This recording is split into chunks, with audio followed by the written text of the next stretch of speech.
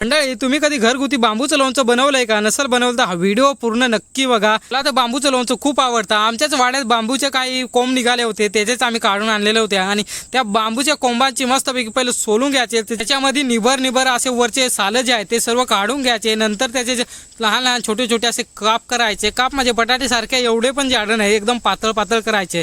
आणि सर्व काप वगैरे झाले का भांड्यात ना पाणी घ्यायचं. पाणी जास्त गरम नाही, थोडं असं तपुळच करायचं आणि त्याच्यात ना ह्या सर्व वास्त्या ज्या आहेत त्या सर्व तिच्यात टाकून द्यायच्या. टाकून अशी थोड्या व्यवस्थित धुवून घ्यायच्या. धुवून वगैरे मस्तपैकी घेतल्या का त्या काढायच्या सर्व आणि काढून वगैरे परत त्या कढईत टाकायच्या. कढईत थोडा बाफून घ्यायच्या. बाफून वगैरे झाला की परत त्याच्या पाणी जे आहे त्या पूर्ण गाळून घ्यायचं. पाणी वगैरे गाळून घेतलं का एका भांड्यात काढून घ्यायचं.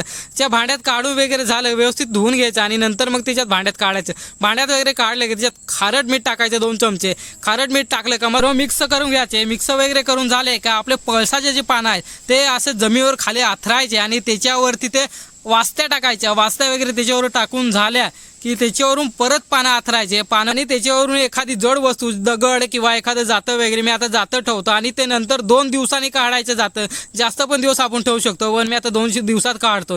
2 दिवसांनी काढले की त्याच्यावर पानं वगैरे काढून घ्यायचे. वास्ते जे आहे ते एका थाट्यामध्ये काढून घ्यायचे. थाटात काढून झाले का इकडं मग हळद, मीठ, आपला घरचा मसाला आणि खारट मीठ आणि त्याच्यात मोहरीची डाळ आणि त्याच्यात लोणचेचा मसाला टाकायचा. मिक्स करून घ्यायचं. सर्व मिक्स झालं का कडलेलं तेल वतायचं आणि ते पण मिक्स मस्त करायचं. मिक्स वगैरे करून झाले की आपले मस्तपैकी वास्त्या टाकायचे. वास्ते सर्व मिक्स करून घ्यायचे. मिक्स वगैरे झाले काय खाऊन बघायची कशी झाले. एकदम झणझणीत झालेलं होतं आणि ते मी एका डब्यात भरून ठेवलं. मी पण एकदा असं बांबूचं लोणचं नक्की ट्राय करून बघा.